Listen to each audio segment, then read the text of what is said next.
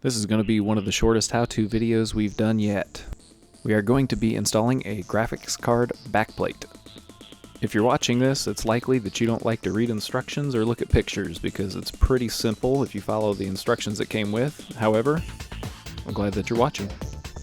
The card that we're using today is a GTX 980 Ti, and this process is going to be the exact same on any reference model.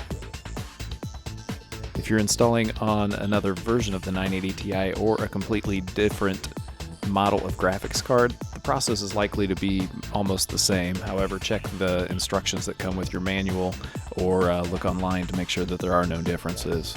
The particular card that I'm using is actually a Gigabytes reference model with the EVGA Hybrid Cooler on it, and I'm actually going to put an EVGA backplate onto the graphics card.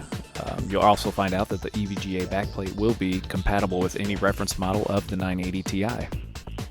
The backplate offers extra added support for the PCB itself.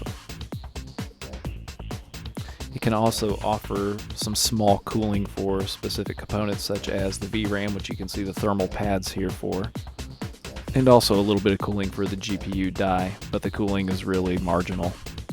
But the primary reason to get a backplate is for aesthetics and also for support, which is sometimes needed for larger graphics cards such as the 980 Ti and with heavier coolers on them as well.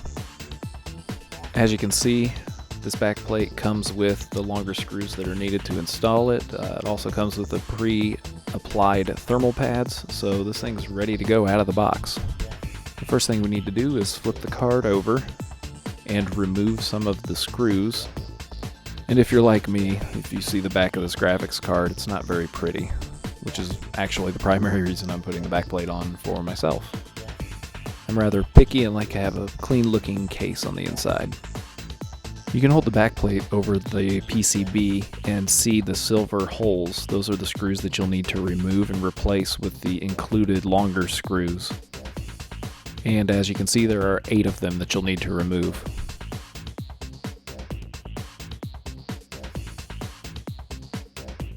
As with any modding, I recommend keeping all the original hardware in case you decide to sell, replace, keep, or do anything else with different components on your graphics card. And who knows when you'll end up needing some extra hardware for another build. So once you've removed all the screws, line up all the holes and lay the backplate right on top of the back of the PCB.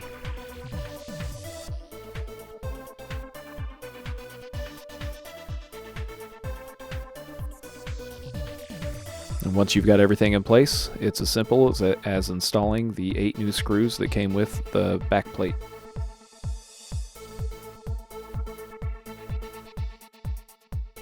As with installing anything, I recommend starting each of the screws but not tightening them down all the way. Once you've got them all in place, then it's alright to go down through each one of them and snug them all up in place. If you've noticed the little blue stripes that are on the screws, that's actually Loctite. That will help hold the screw into place so it won't come loose. And there you have it, a finished graphics card with new backplate. Oh wait, not yet. Don't forget to remove the plastic film so you have airflow through the back of the card.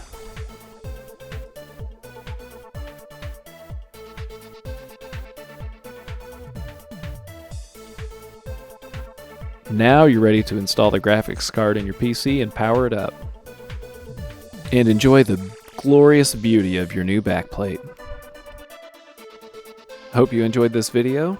Please check out some gameplay performance or other how-to videos, and as always, check out byogamingpc.com for more resources on building your own gaming PC.